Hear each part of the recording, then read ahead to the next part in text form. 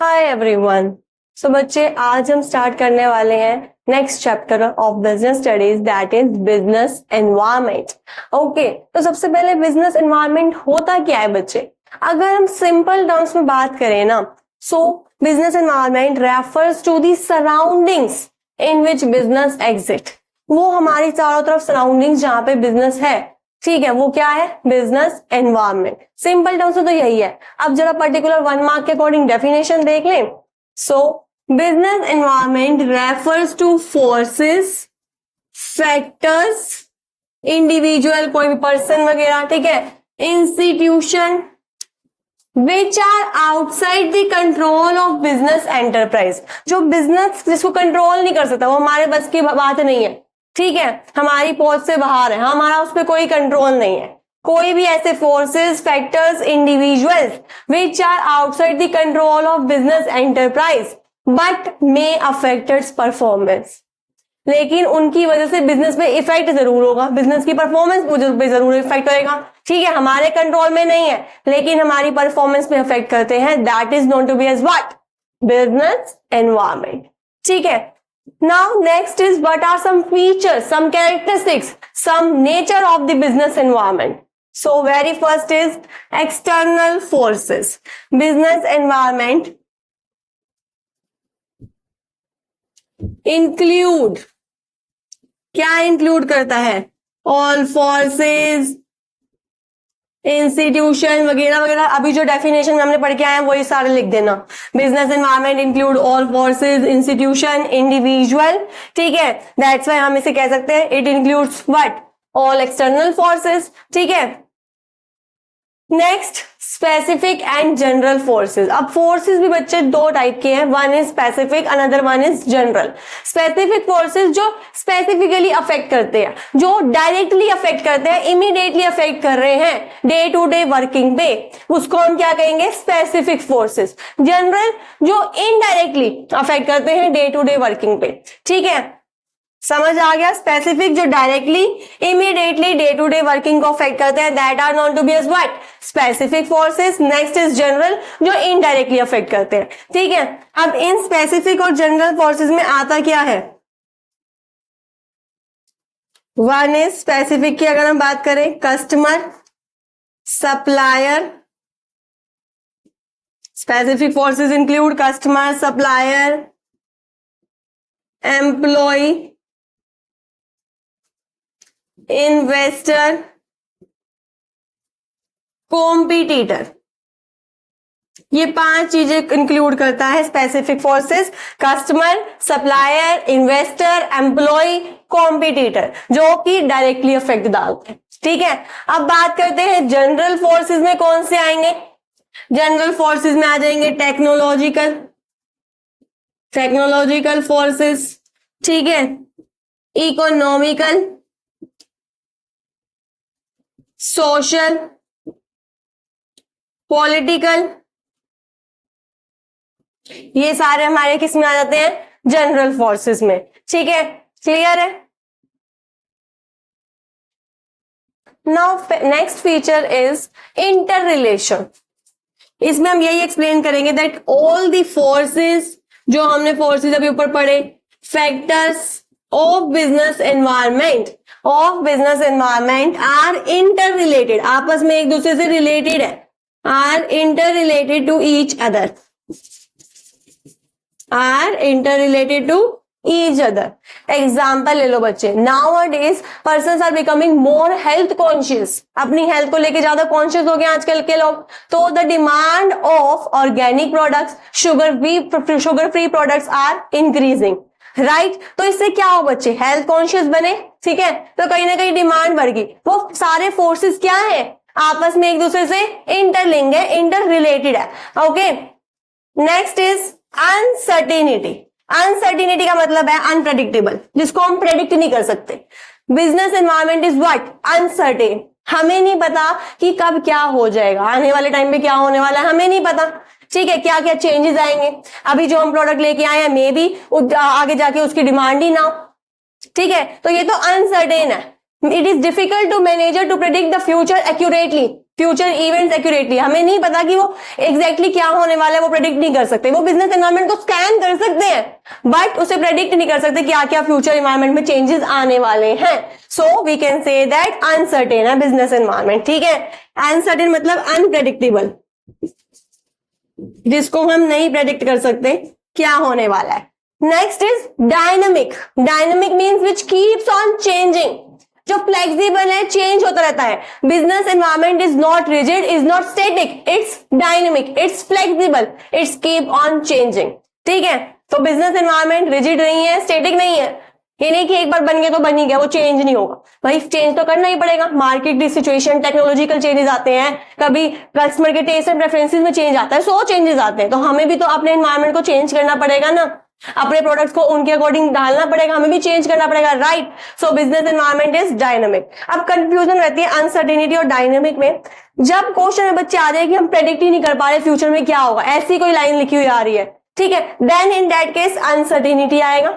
Case study में बन के आ सकता है ना, कौन सा मैनेजमेंट का एनवायरनमेंट का फीचर लग रहा है यहाँ पे. तो जब प्रेडिक्ट नहीं कर पा रहे फ्यूचर में क्या होगा, तो वो क्या है, अनसर्टेनिटी, मीन्स अनप्रेडिक्टेबल. और जब हम ये कहें कि सो मेनी चेंजेस आ रहे हैं, फ्लेक्सिबल हो रहा है, कुछ ऐसी लैंग्वेज आ रही है, तो बस आज बन के क्या कर देना, डायनेमिक. ओके, डायनेमिक का मतलब ही क्या है, फ्लेक्सिबल, और इसको सिंपल कर देता हूं, कीप्स ऑन चेंजिंग. इसमें आप यही बताएंगे, it's not static, it's not rigid, it's flexible, keep on changing. Okay, now next feature is that it is complex. Business environment क्या है, कॉम्प्लेक्स है. कॉम्प्लेक्स का मतलब होता है डिफिकल्ट. ठीक है, it is very difficult to understand the impact of business environment. हम उसको स्कैन कर सकते हैं, ये तो सही है. ठीक है, we can scan easily the business environment, but we can not understand the impact of business environment, कि उस चेंजेस का क्या इम्पैक्ट आएगा वो तो नहीं पता ना. पॉजिटिव भी हो सकता है, नेगेटिव भी हो सकता है, डिमांड बढ़ भी सकती है, घट भी सकती है, इनकम पे कैसा इफेक्ट आएगा वो नहीं पता किसी को. ठीक है, इसमें एग्जांपल ले लो, a change in government policy. Government की पॉलिसी में चेंज आया कि टैक्स रेट बढ़ा दिया by 5%, increase in rate of tax by 5%, may affect the income of the companies. बहुत ज्यादा लार्ज अमाउंट पे अफेक्ट हो जाएगा. राइट, सो हमें नहीं पता कैसे इफेक्ट करेगी, अभी तो हम मे प्रेडिक्ट करके चल रहे हैं, बट ठीक है, that it is complex. Next is relativity. Last feature that is relativity. Business environment differ from country to country, region to region अलग है, हर किसी का अपना अलग अलग तरीका है. ठीक है, हर कहीं का एनवायरनमेंट अलग है. एग्जाम्पल ले लो, saris are more demanded in the India. हमारी कंट्री में साड़ीज की डिमांड ज्यादा है. ठीक है, क्या लगता है यूएसए यूके में भी इतनी ज्यादा डिमांड होगी? नहीं. तो बिजनेस एनवायरनमेंट डिफर है from region to region, from country to country. Okay, yes, now what are the importance of business environment? Okay, the very first is enables the firm to identify the opportunity and get first mover advantage.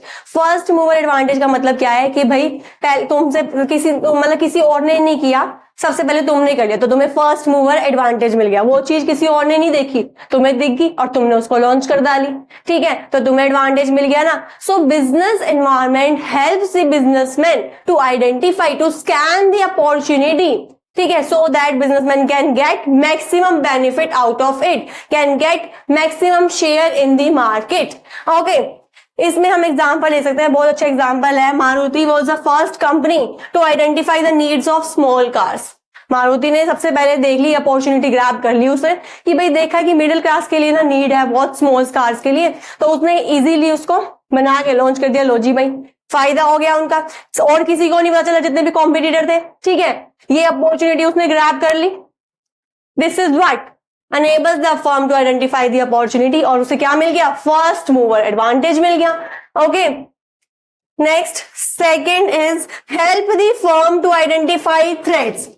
Threats क्या होते हैं बच्चे, which are harmful for business. कोई ऐसी चीज जो हमारे को, कोई ऐसे फोर्सेस फैक्टर्स जो हमारे बिजनेस को नुकसान पहुंचा सकते हैं, तो बिजनेस एनवायरनमेंट उसे भी आइडेंटिफाई करने में हेल्प करता है। अपॉर्चुनिटी को तो करता ही करता है, साथ साथ थ्रेट को भी आइडेंटिफाई करने में हेल्प करता है, which are harmful to business, ठीक है। And early warning signal and act as a warning, ठीक है। तो क्या होता है बच्चे, बिजनेस एनवायरनमेंट ने क्या कर दिया, बिजनेसमैन की हेल्प कर दी कि तुम्हारे को इस चीज से थ्रेट है, ठीक है, ये चीज तुम्हारे लिए हार्मफुल है। अब बिजनेसमैन ने समझ लिया उस चीज को, ठीक है, और वार्निंग लेके उसको अपना और अच्छा बनाने की कोशिश करी।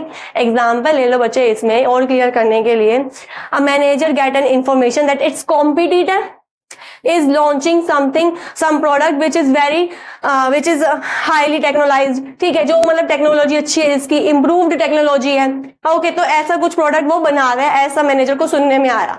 अब मैनेजर ने क्या करा, वो थ्रेट उसे पता चल गया कि मेरे लिए नुकसानदायक है ये, अगर उसने लॉन्च कर दिया तो मेरे लिए तो थ्रेट है ये।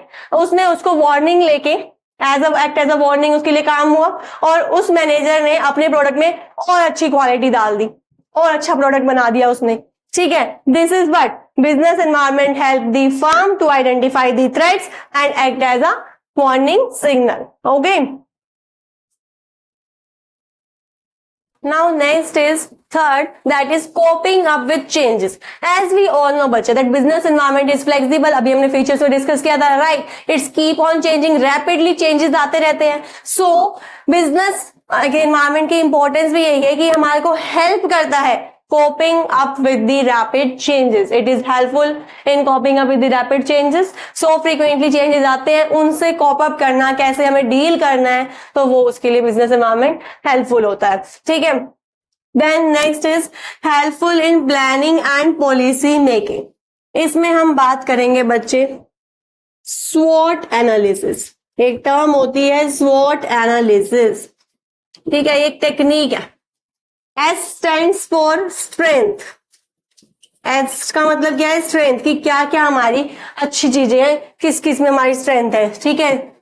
W for weakness, अब क्या क्या हमारी कमी है जिसको हमें इंप्रूव करना है।